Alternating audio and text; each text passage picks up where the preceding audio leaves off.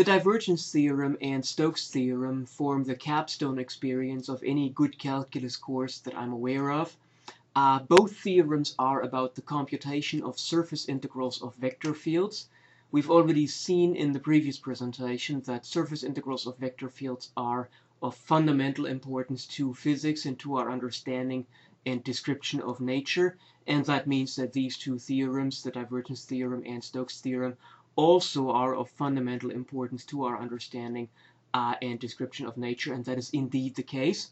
So what we're going to do is we're going to talk about how people could have come up with the divergence theorem. Then we're going to quickly talk about the divergence operator. Then we'll state the theorem and work some examples. We will then use the theorem to interpret the divergence operator, which will happen here. And at the end, we're also going to give a quick proof of the divergence theorem. Let's take a look at what the result is all about. And we're starting here with a vector field that I want us to visualize as a fluid flow or as a traffic flow. And if we're looking at this region of this fluid or traffic flow, we can see that matter enters this blue circle at a faster velocity. Longer vectors in a vector field mean that the vector field is stronger there, right? So if this is a velocity field, then things enter at a faster velocity than they exit on the other side, because this stuff here seems to be moving pretty slow. And what that means in a fluid flow, as well as in a traffic flow, that means that matter is aggregating within that blue circle, which means in a fluid that the fluid becomes compressed. In a traffic flow, it could be that just the vehicular density gets tighter as time goes on. Of course, that cannot continue forever because there's limited compressibility to traffic flow without accidents as well as with accidents, even though then it gets rather catastrophic, and there's also limited compressibility for fluid flows, but nonetheless, that basically means that there is something that's aggregating on the inside. If we now want to look at that, however, we also realize that the aggregation on the inside depends on how much enters and how much exits. So something that we can figure out with a surface integral over the surface of this region has something to do with something that is measured on over the whole inside of the surface. So that's the circle C. For this second circle D here, we can say something very similar, only that here the signs are reversed, if you will. The vector field enters with very short vectors. So if this was a velocity field, things enter at a very small velocity and things exit at a larger velocity, which means that there's got to be a net loss on the inside here of whatever matter this flow transports, if it indeed is a flow. And again, we have a situation where the rate at which things enter or exit is related and affects the rate at which something on the inside changes. So if we want to summarize that, the integral of the velocity of a fluid flow over a closed-oriented surface gives the net gain or loss of the fluid inside the surface, right?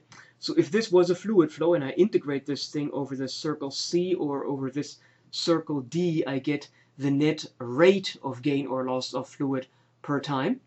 And that same net gain or loss can certainly also be measured by working out the rate of change of the density over the inside, because whatever change we have of stuff net exiting through the surface or net entering through the surface here affects the density of whatever we are tracking inside the surface.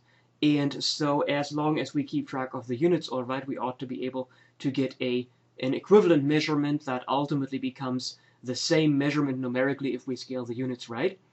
And what we will always remember is that mathematics is independent of specific physical context. It doesn't matter if this is a fluid flow or a traffic flow or just an abstract vector field that measures something else, or maybe some kind of an electric field where somehow there are charges distributed in such a way that we get this kind of a picture.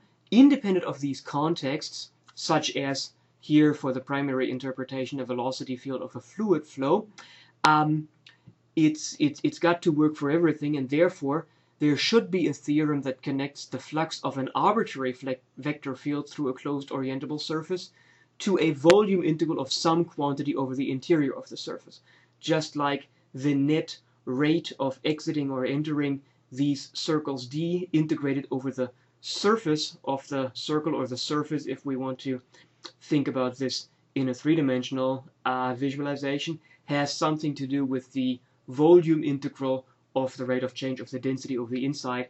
This is something that has to happen overall. This flux of the vector field has to be related to some kind of volume integral of a quantity on the inside.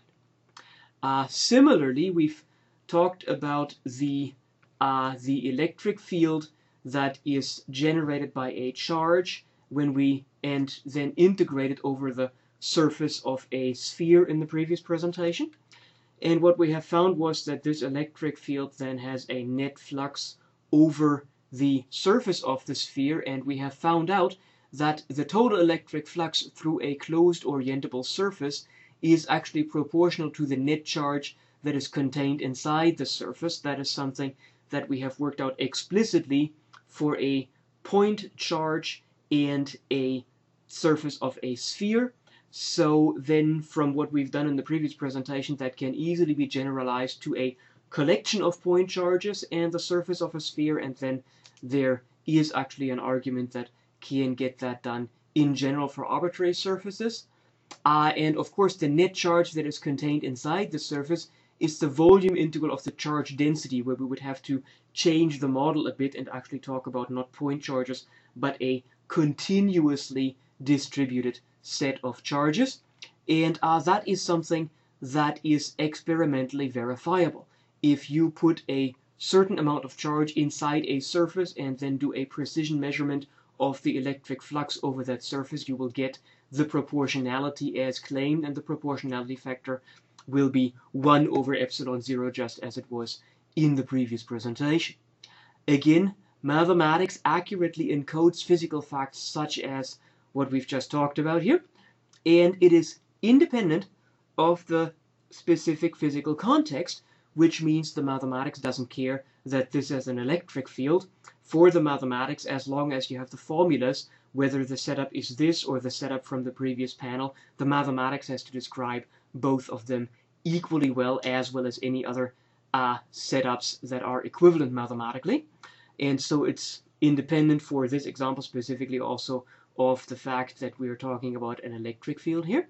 And therefore, again, there should be a theorem that connects the flux of a vector field through a closed orientable surface, such as the flux of the electric field through this surface of a sphere, to a volume integral of some quantity over the interior of the surface, which in this case would be the volume integral of the charge density.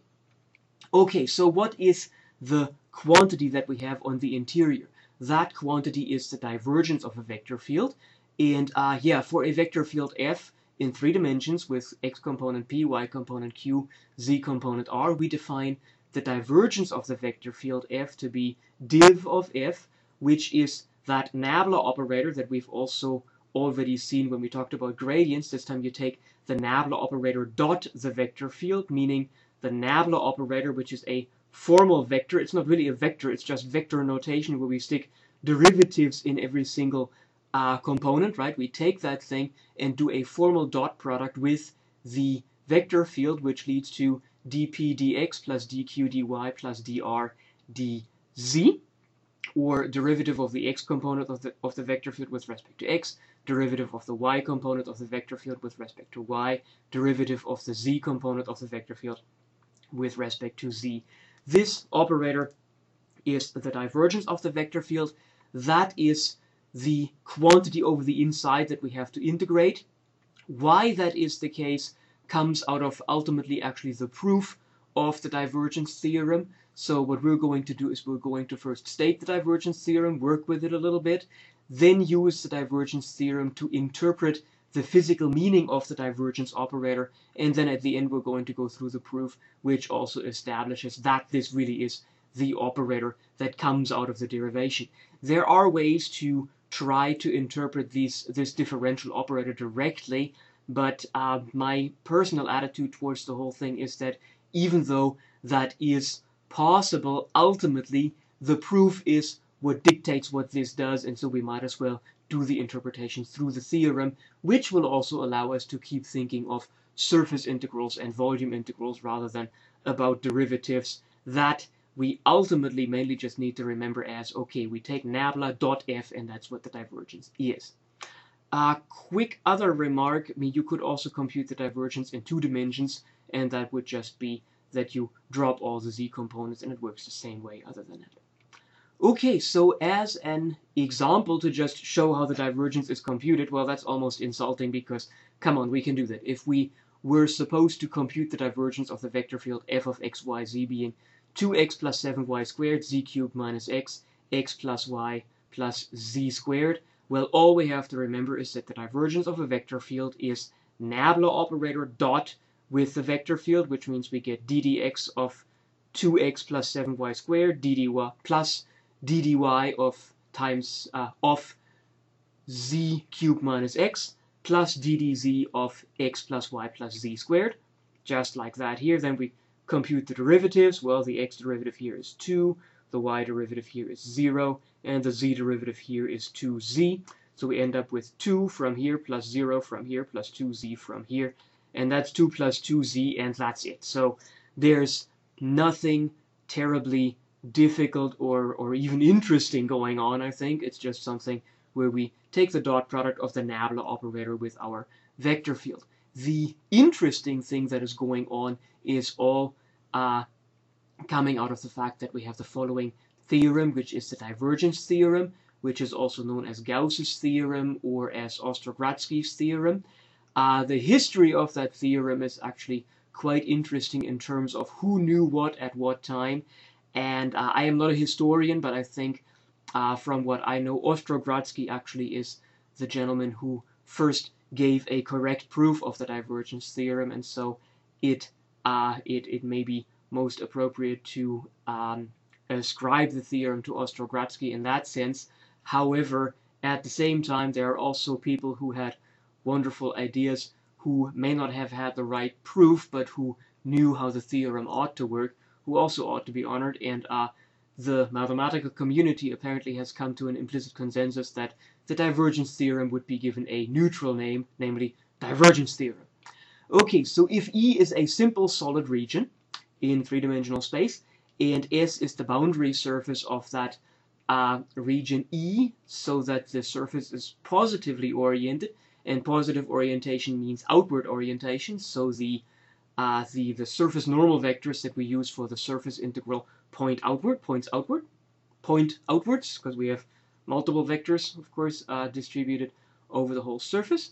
And if F is a vector field with continuous partial derivatives on an open region that contains this simple solid region E, then the surface integral of the vector field over the surface of the region, over the closed surface of the region, is equal to the triple integral of the divergence of the vector field over the whole region.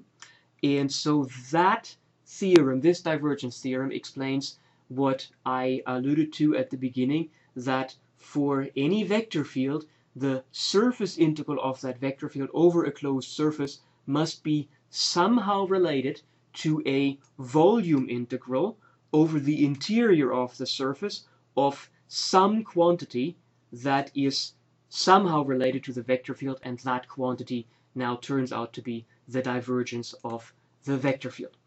The proof will be delayed to the end because in even more demanding calculus courses, and if you've gone through these presentations with me, I would consider it demanding. Yeah, I mean, we are certainly facing reality as it is, and we have done all sorts of nasty computations, but even in such a course, the first order of business is to interpret the theorem and to be able to apply it. And so we're first going to apply, then interpret, and then we're going to look at the proof.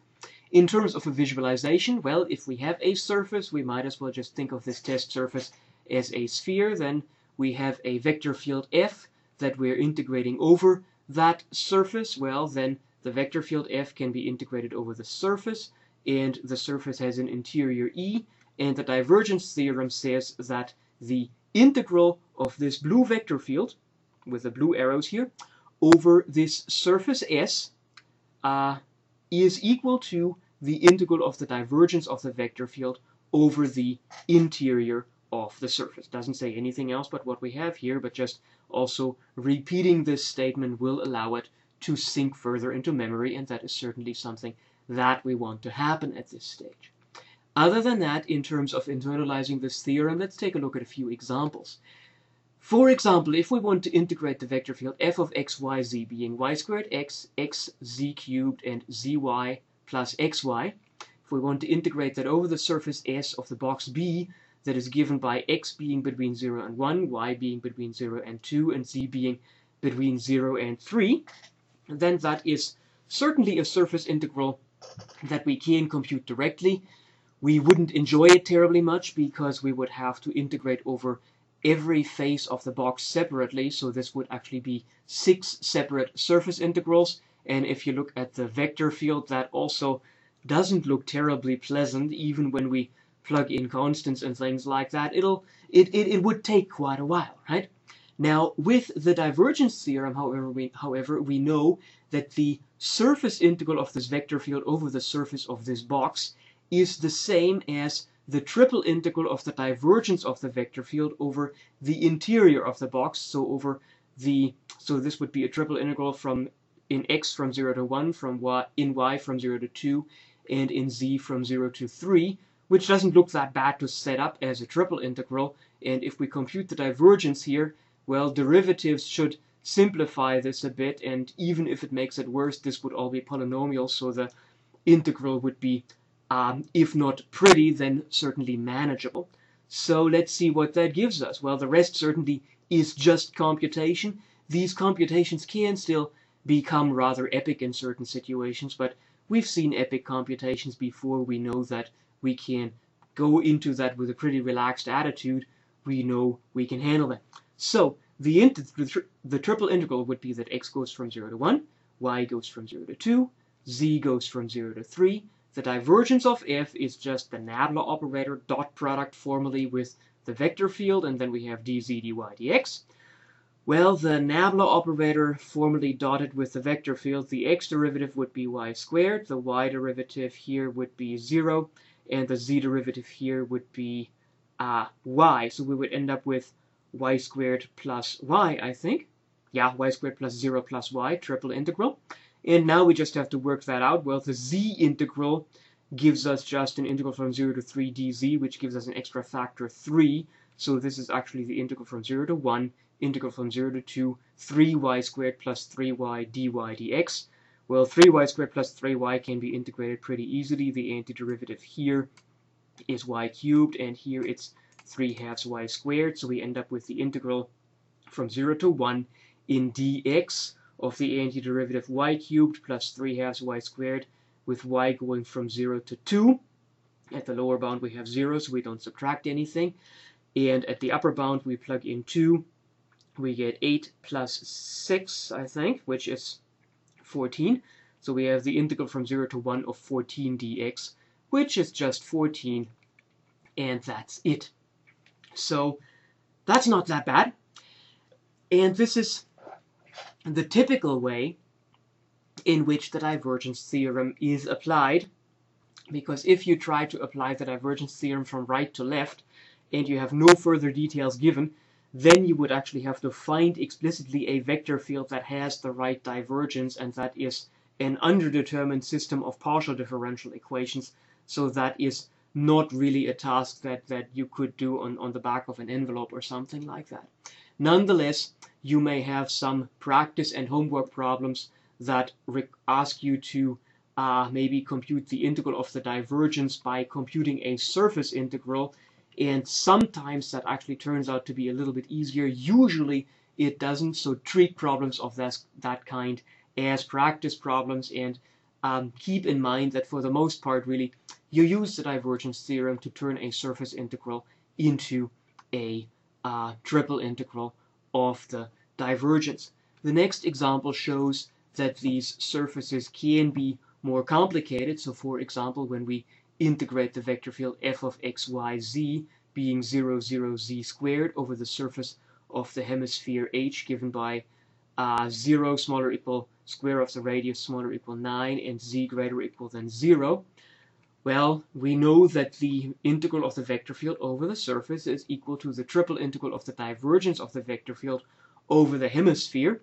And, well, we know that the divergence is just derivative of 0 is 0, derivative of 0 is 0, z derivative of z squared is equal to 2z, so it's just the integral of 2z over the whole hemisphere. And notice that I didn't draw a picture in the first example. I didn't draw a picture here. We know what a box looks like. We know what a hemisphere looks like. We know how to integrate over a box. That was quick. That was rectangular coordinates. How do you integrate over a hemisphere? Polar coordinates. We know that the radius goes from 0 to 9. And when z is greater or equal than 0, that will mean that the phi angle that comes off the z-axis goes from 0 to pi over 2.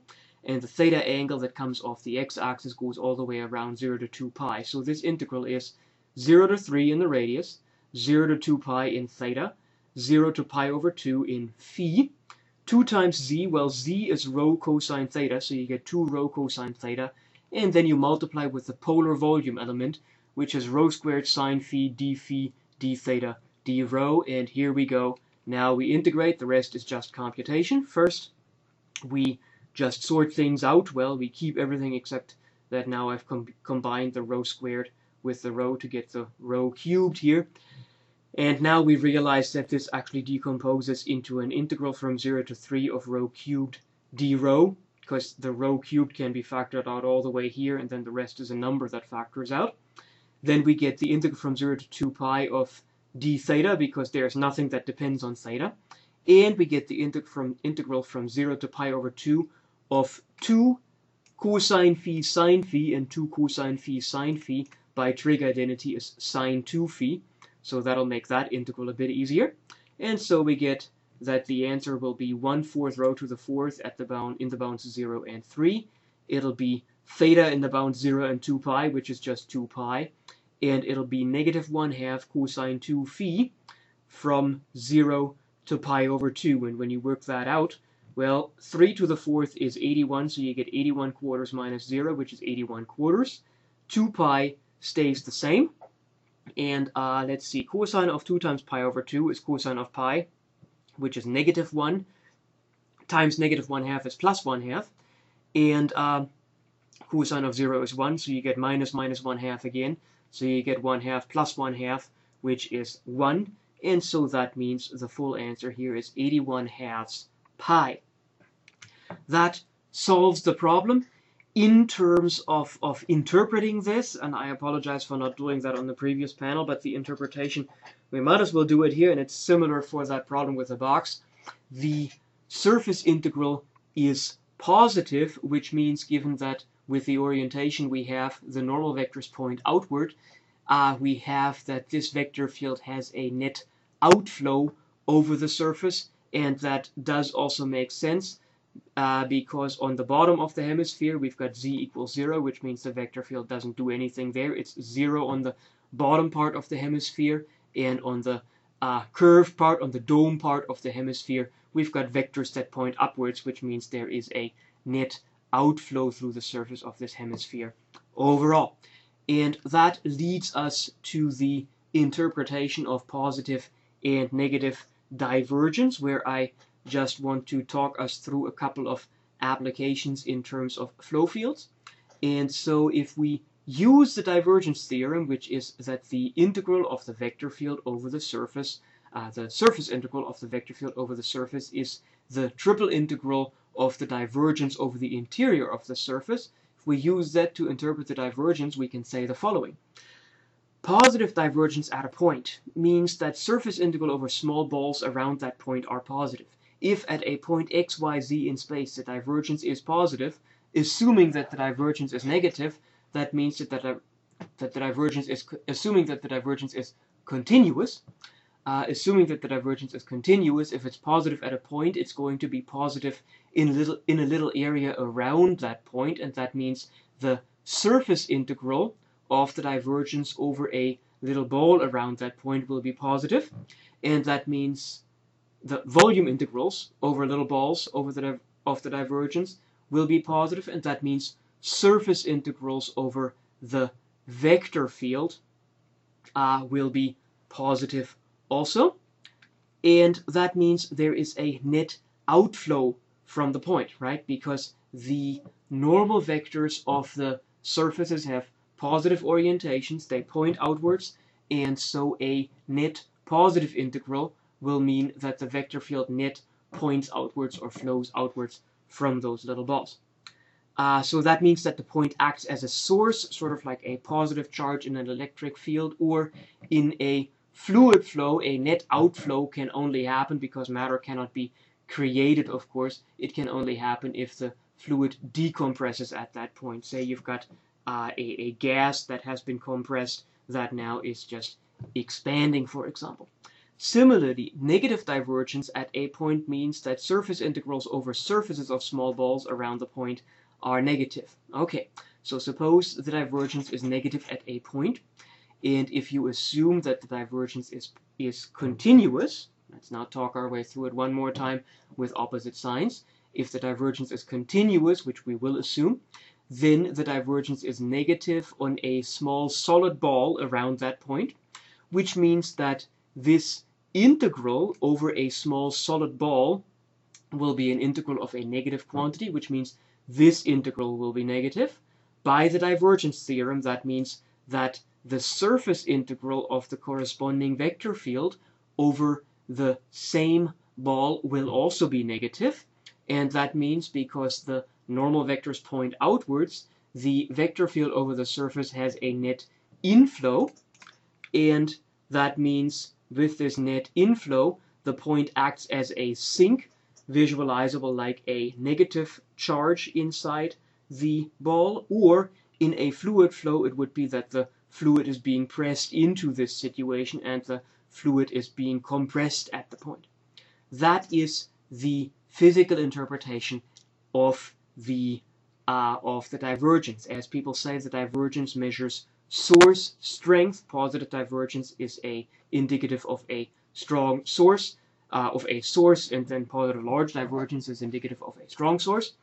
The negative derivative is indicative of a sink or of and then a strongly negative divergence is a strong sink, and it also then measures positive divergence, indicates decompression, negative divergence indicates compression.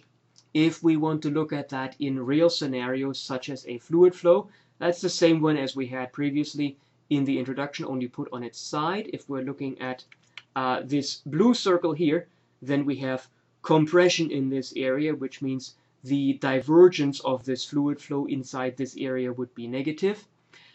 In the red circle, we have decompression, which means the net divergence, maybe even at every single point, but the divergence, the integral of the divergence over the circle would be positive because we have decompression here. If we want to think of this in the context of an electric field, let us consider an electric field of two point charges, a point charge Q2 that is positive and a point charge Q1 that is negative. In this picture, I have drawn field lines rather than vectors. And what we can see then here is if we have a circle or a little ball around a positive charge, then we have a net outflow of electrostatic field, even though now, although the language is suggestive, the electrostatic field doesn't move anything, so the net flux of the field would be positive, and that means we've got net positive divergence inside here. If we go with a circle around the negative charge, Q1, we see there is a net influx, and that would mean there would be negative divergence here.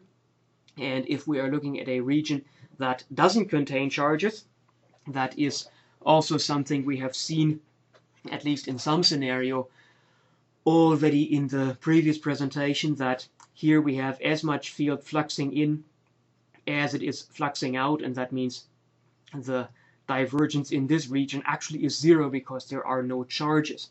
Now, warning, there is a technical problem with the divergence at the position of the charges, and we're going to talk about that technical problem at the end of this section, actually shortly before we get to the proof.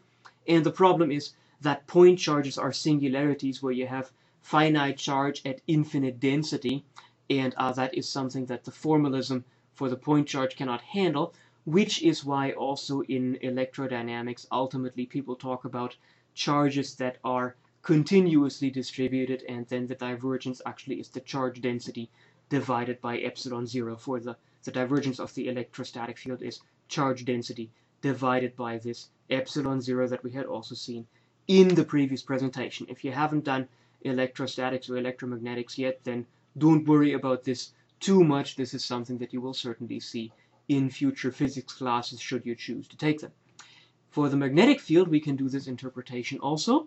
So take a typical permanent magnet, North Pole, South Pole. We know that the magnetic field goes around with closed field lines, and for the magnetic field, no matter how we choose our test surfaces, even if we choose a test surface inside or partly or wholly inside the permanent magnet that is drawn here, for the magnetic field, the field lines are closed, so there is always, for any closed surface, as much net influx as there is net outflux, basically because every field line that enters also has to exit.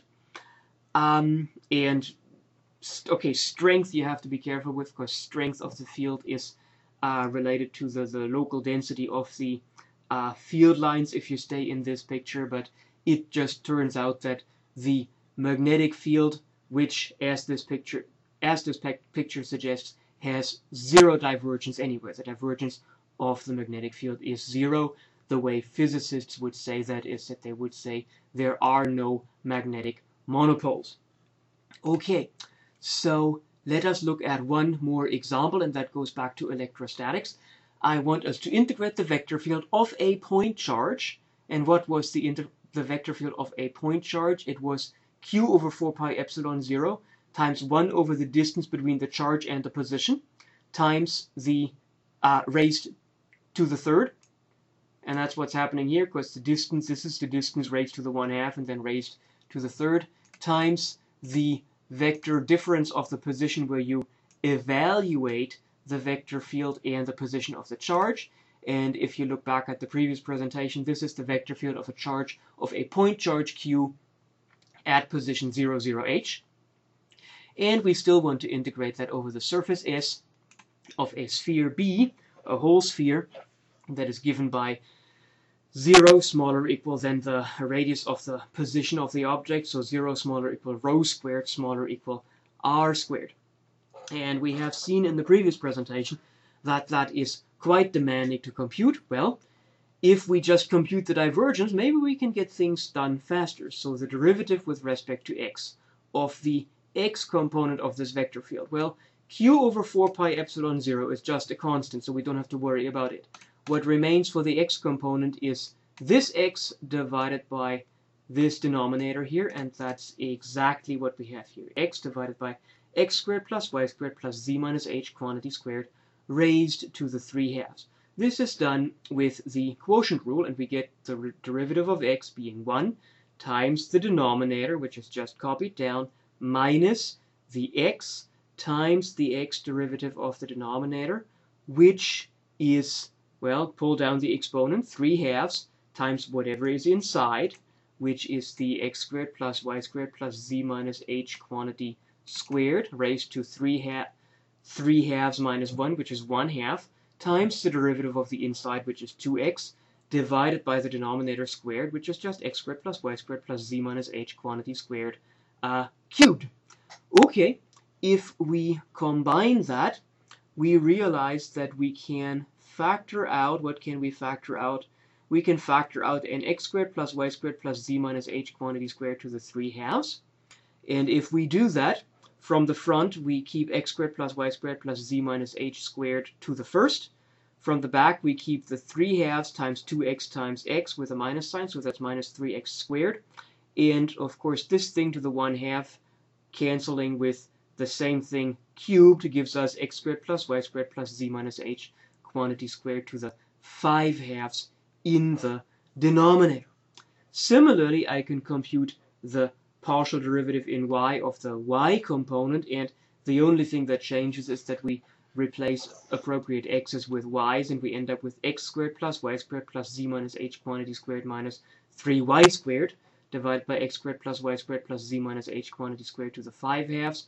You can already anticipate that the z derivative of the z component works the same way, but because we have a z minus h, I worked that out explicitly one more time. So this is by quotient rule 1, which is the derivative of z minus h with respect to z, times denominator minus numerator z minus h times derivative of the denominator 3/2 times x squared plus y squared plus z squared plus z minus h quantity squared raised to the 3/2 minus 1, which is 1/2, times the derivative of the inside, which is with the z partial being 0 plus 2 times z minus h, which we have right here, divided by the denominator squared, which is x squared plus y squared plus z minus h quantity squared cubed.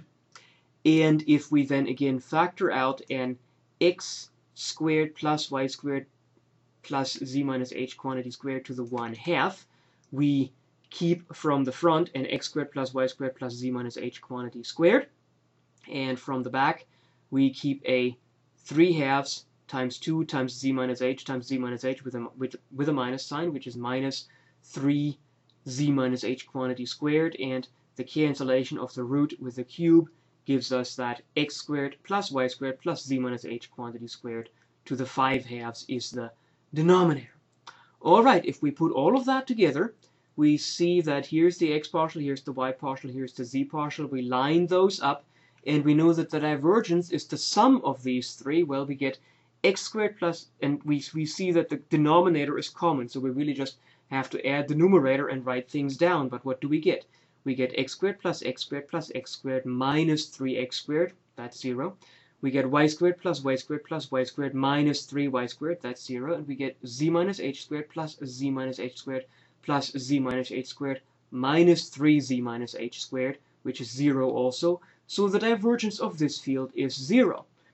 And that is kind of strange, and it goes back to this singularity that I mentioned, because this vector field is defined everywhere except at 0, 0, h, because at 0, 0, h, this vector is 0, but we're also dividing by a denominator 0, and the denominator 0 is raised to the 3/2, whereas the numerator 0 is certainly not raised to that, and so we have a little bit of a problem here. And well, how do we get around that ultimately? We realize that first of all, the divergence of this field is 0 everywhere except at 0, 0, h, and that is where it is undefined. And so that means when h is greater than r, which physically means that the charge is outside the sphere, we obtain via the divergence theorem that the integral is 0, and that is consistent with what we also did in the previous presentation, which is what we obtained in the previous presentation. And for h smaller than r, when the charge is inside the sphere, the divergence theorem cannot be applied. And that is because the mathematical hypothesis of the divergence theorem says that the divergence theorem must have continuous partial derivatives throughout the interior. And that is just not given at the point 0, 0, h, when the point 0, 0, h is in the interior. And that, therefore, it cannot be applied because the field is undefined at one point. And that one point just messes things up, and it makes the theory a good bit more complicated. If you actually want to deal with the singularity directly without going to charge densities, you need something that mathematicians call distributions, and distribution theory is a pretty sophisticated part of mathematics that I think technically belongs to functional analysis. It is something where you need, well, I would say up to 2 years of proof classes before you can start with distribution theory, and that is not just you as in you need it, and maybe I don't know, I did need that. Also, it's just that is how challenging that is formally. And so that means, yeah, it's undefined at that point 0, 0, h inside the sphere, and that means, well, thank goodness we computed the integral directly. And if you right now say, well, thank goodness, what do you mean, that was horrible? If your face just looks like that right now, trust me, my face looked like that also. It's just that we couldn't avoid the computation, and as I also mentioned, distribution theory is something that goes really, really deep. But we have also reached the stage of the calculus course where I think we can accept that if nature demands a certain type of description that is really complex, well then, so be it. We are ready to face things as they are. We no longer have to make simplifications, assuming that everything goes along the straight line, or the old mathematician's joke, consider a spherical cow. Yeah, right. I mean, cows are not that spherical as far as I know. So, other than that, yep, Smiley is public domain, so I'm hopefully not violating anybody's rights, because I got that off a site that documented that this was supposedly public domain art. Either way, we are now, or we ought to be now, ready to also look at the proof of the divergence theorem. Now, proofs are typically not the main focus of a calculus course, a first calculus course. Proofs certainly also then aren't the main focus necessarily even of the end of a first calculus course, even though by now you have gone through enough that you would be ready, should you choose so, to also start doing proof classes. But the proof here is nice because it gives us an idea why the divergence looks the way it does. Because in the end, I'm just very, very pragmatic, and maybe it's just founded on the fact that I can't look at the divergence operator directly and directly associate it with decompression and source strength. The divergence looks that way because it comes out of the proof. If the proof had turned out a different operator, we would be interpreting that operator. But so the proof can tell us a little bit as to why the theorem looks the way it does. And what I want us to do is we want to start by realizing that if we integrate a vector field over a surface, then basically that is the integral of PQR over the surface, and that's the sum of the integrals of the component fields P00, 0Q0, and 00R over that same surface. Which means that we are done if we can prove that the integral of P00.ds is the integral over the interior of the partial of P with respect to x dv, and that the integral of 0Q0 is the integral over the interior of the y partial of Q, and that the integral of the field 00R over the interior is the triple integral of the z partial of R against dv. And so what we will explicitly prove is this equation here, and we're going to then just rely on your expertise and imagination to realize that the other proofs will work very similar. We just have to align with another axis here. And so let's take a look at the proof. So we will prove that, actually, didn't remember that right. Okay, we're going to prove that the integral of 00R.ds is the integral over the interior of dr dz. Well, that means the other ones also go similarly. This is a proof where we're going to align things with the z-axis. For the other ones, we would have to align for q with the y-axis and for p with the x-axis, because the visualization that already knocks out a good bit of stuff is that we look at our standard xyz coordinate system, and we're going to look at a solid that is bounded below by a bottom surface B, bounded at the top by a top surface T. The top is parameterized by a function g2 of xy. The bottom is parameterized by a function g1 of xy, and that means here is the solid that we want to integrate over. We are going to give an argument after we are done with the computation that every solid really can be cut up into pieces like these, and that these pieces can be put together in the right way so that things ultimately work out to give us this equation for any surface. So that is to come. That's a geometric argument. Right now we're just going to focus on solids that look like this, and we want to integrate the vector field over the surface of this solid. And I think these are all the vectors that I wanted to enter there. Yep, these are all the vectors I wanted to enter there. What we can see is that the normal vector on the vertical parts of the surface, on the vertical parts of the surface of the solid, these normal vectors point horizontally in the x direction, which would be for the front as well as for the back, the one that is not drawn in, as well as to the right in the positive y direction and to the left in the negative y direction. And if we take vectors that point horizontally, then those vectors have a z component that is 0, and so the dot product of the vector field 0, 0, r with a normal vector, which is what we would have to do for the surface integral over the vertical surfaces. So the dot product of this vector field with a normal vector that has x component, y component, but a 0 z component, that dot product will be 0.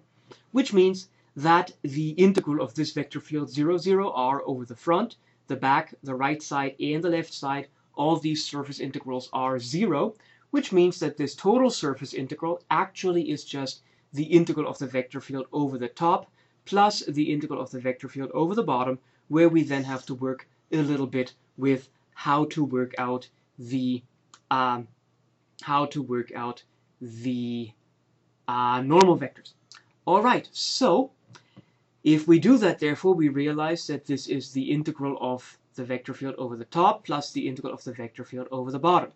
The integral of the vector field over the top, if we just take our domain D as drawn in the previous picture, and the surface being encoded as x, y, and g2 of x and y, you can work out for yourself that, well, for the encoding, of course, you get that the vector field is 0, 0, and then r at the parametrization of the surface, which is x, y, g2 of xy, and that would be for the integral over the top.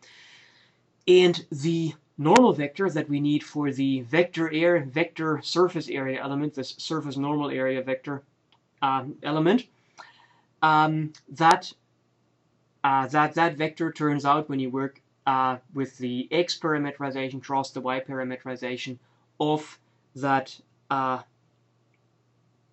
the x partial and the y partial of the parametrization, you find the cross product, you end up with negative x partial of g2, negative y partial of g2, and 1 in the z component, which is really nice because then, of course, the first two are going away. So computing this vectorial area element, this surface normal vector that also gives us an indication of the area, that is something that I would want you to do by hand separately if you choose to do so. And that's the area over the top. Well, for the area integral over the bottom, we would use the parametrization xy g1. We get the same parametrization for the surface normal vector, except that if we set it up like this, then because this z component is positive, this would be an upward pointing normal vector, which would be an inward pointing normal vector, which is what we don't want for a positive orientation. So by subtracting this integral, we fix the negative sign, so that really is the appropriate surface integral that we want to have for the bottom, because now with the minus, the surface normal vector is pointing downwards. Okay, now this is thankfully something that is now easily worked out, because that is just the double integral over the domain of the parametrization of r of xy g2 of xy minus r of xy g1 of xy integrated against dA. And that is something, if we now just look at that, that is function at an upper bound minus function at a lower bound. That should trigger the idea of the fundamental theorem of calculus. So this is now nothing but the double integral still over the domain of the parametrization of the single integral of the z partial derivative of r of xyz dz from g1 of xy to g2 of xy. Because when you integrate a derivative of a function with respect to the differentiation variable by the fundamental theorem of calculus, what you get back is just r of xy and z, and if you plug in g2, you get the first summand here, and if you then subtract what you get when you plug in g1, you get this second summand here. So this is just a right to left application of the fundamental theorem of calculus. And of course, from the picture that we had a couple of panels back, we also know that if we integrate over the domain on the bottom, from the bottom of the solid to the top of the solid, then this is nothing else but the integral of the z partial derivative of r over the volume of the solid, which is what we wanted to have. And if we now look at an arbitrary solid, well, an arbitrary solid isn't necessarily made up of stuff we just integrate from the bottom to the top. For example, here you would integrate from one bottom to one top, then it's interrupted, and if you don't cut it up the right way, you run into fancier and fancier shapes. But what you can have, and we're looking here at a solid potentially from the side, is you can take any reasonably well-behaved solid. Here's where people in differential geometry then will have to be careful to have the right conditions on there. For us, it's continuity, differentiability, whatever we need to have the solid behave reasonably. Any reasonably behaved solid we can cut up vertically into solids that really are set up so that we can integrate over the solid by integrating from the bottom to the top. If we then look at the corresponding surface integrals, then the surface normal vector at the top is the surface normal vector that we would have for the whole solid. The surface normal vector at the bottom is the surface normal vector we would have for the whole solid also. We've got these outward pointing normal vectors, and we know from the proof that we just had that these integrals would be 0 anyway.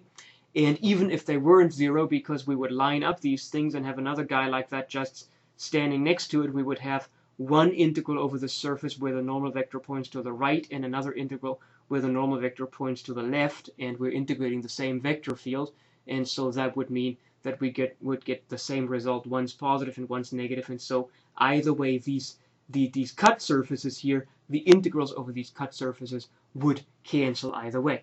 So for volumes that are not of the specific form that we just had, we cut up the volume in the described fashion here and add the integrals on both sides, and what we then get is that the surface integral of 0, 0 r dot ds, which would be the sum over all the surfaces of these surface integrals over these volumes for which we have already proved the theorem. That is then, by what we have proved, the sum of the triple integrals over the solid objects e sub k of the partial derivative of r with respect to z. And then, of course, if I have a solid that is cut up and I add the integrals over all the pieces of the solid, I get nothing but the triple integral over the whole solid back. And so that means that, in fact, the integral over the surface of any reasonably well-behaved solid with pretty mild hypotheses, really, of a vector field 0, 0 r dot ds is the triple integral of the z partial of r over the volume of the solid.